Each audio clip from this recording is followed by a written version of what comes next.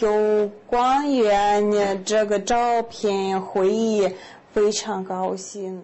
Now, you'd think pulses would be racing fast enough with all the New Year festivities unfolding, but one company in Moscow has decided hearts could beat a little faster with a raunchy new calendar, which sees its staff strip off. Katerina Khrushcheva went in search of the naked truth.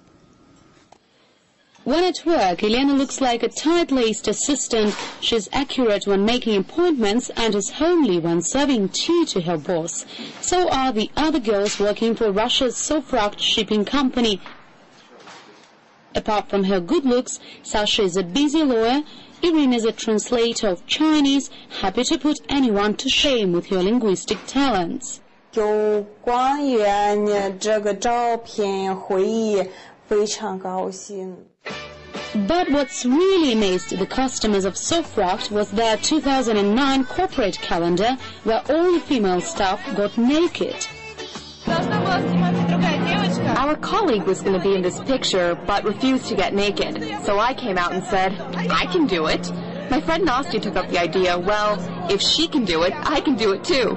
We both took off our clothes and let off steam. All in all, 15 girls got steamy on 12 pages of the calendar. They were dipped in chocolate, lathered each other with black caviar and boxed in a shower.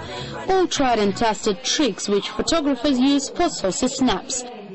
The man behind the idea runs the company, which has an annual turnover of $900 million. But he says he's not afraid the calendar might put their business reputation in the shade.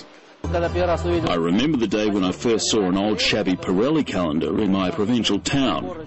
Only those who worked abroad could get such a rarity.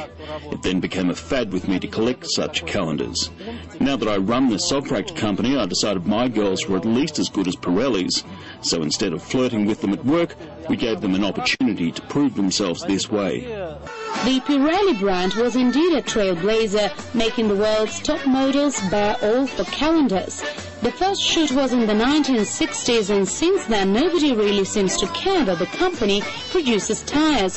Pirelli became better known as the world brand for high-quality erotic calendars.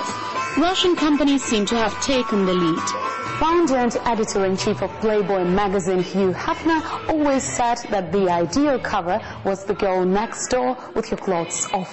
Today's corporate bosses understand that if their male workers fantasize about the girls sitting at the next desk, then why not make their fantasies come true at least once a year with a calendar? The photographer behind the shoot says the company paid a pretty penny, but says it's not the first time he's received such a commission. I had similar experiences before. This seems to be a new Russian tradition. It's obvious to me, for example, that by setting up such projects, corporate bosses create new workplaces. And this is good for everyone, actually. Elsewhere in the West, similar calendars are used above all as